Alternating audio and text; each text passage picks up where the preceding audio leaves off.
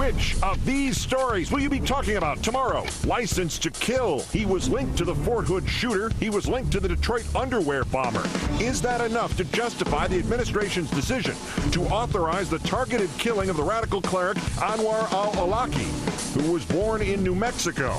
Is that enough to justify it in the wake of the revelation of the so-called video game killings of 2007?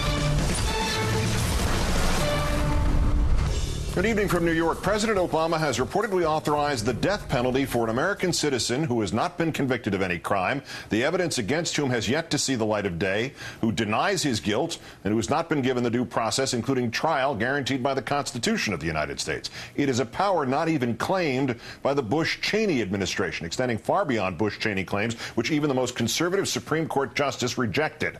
Our fifth story tonight, the New York Times and Washington Post confirming specifics of a story that's been simmering for months now. The White House has authorized U.S. counterterrorism operatives to kill Anwar al-Awlaki, Muslim cleric and American citizen born in Las Cruces, New Mexico in 1971, even if he is found far away from any combat zone.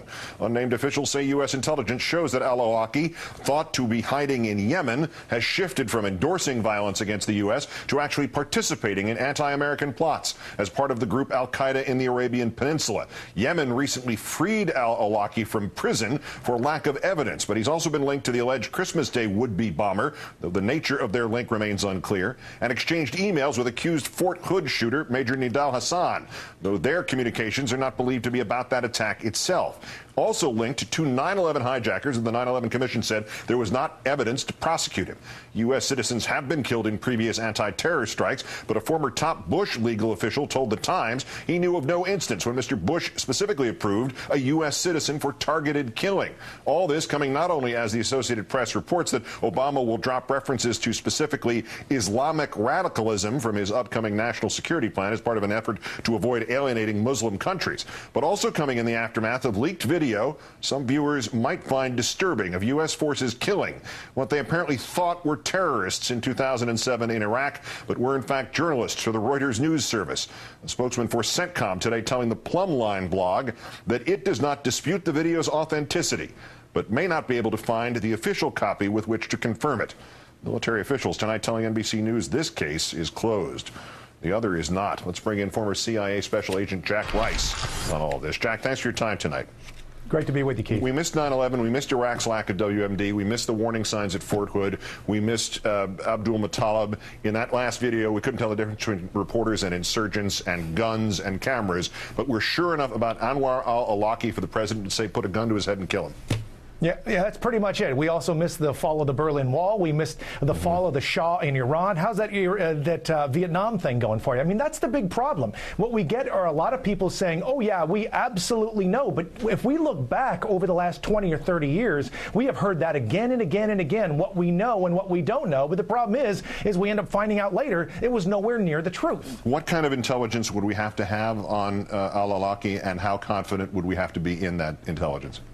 In my mind, because this is an American citizen, we need to think of it like one of our family members. We need to think of it like one of our neighbors down the street. This is an American. You don't allow the U.S. government to unilaterally say, no, we're not going to just kill somebody, and if they're an American who happens to be near it, that's one thing. This is literally targeting the Americans specifically and killing them. This cannot be done in this way. This is truly an extraordinary shift. It really highlights, by the way, that this isn't just a left or right Republican versus Democratic problem. This is something else altogether. Now, it's different, is it not, to say this than to say, all right, we try to capture him in some way, and it doesn't go right, and he resists. We corner him, and in trying to escape, he's shot. I mean, those things could be dicey circumstances, but those things have happened before. That's separate from this, correct?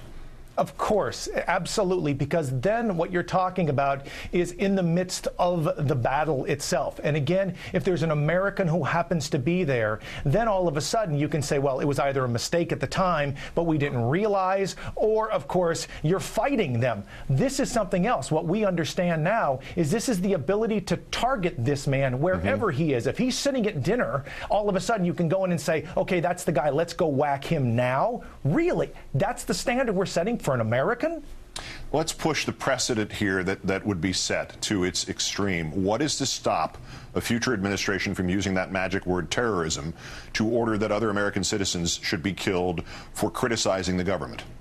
Well, I think that's the biggest question of all here, because what we have to do is think very big picture, whether you trust this government, this president, the last one, or the next one.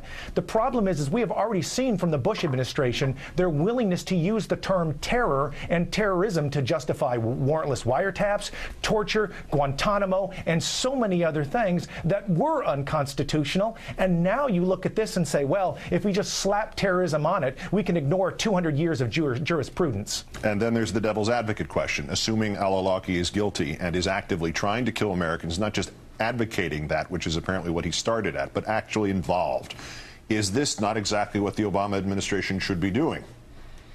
Absolutely. Again, assume is really the effective word here. We have to be able to make that call. We're not talking about wrapping him in a warm blanket and rocking him like a young child. We're talking about knowing what we're doing and ensuring that when we make a decision, it's the right one. And that's what you and I are discussing right now. Jack Rice, former special agent with the CIA.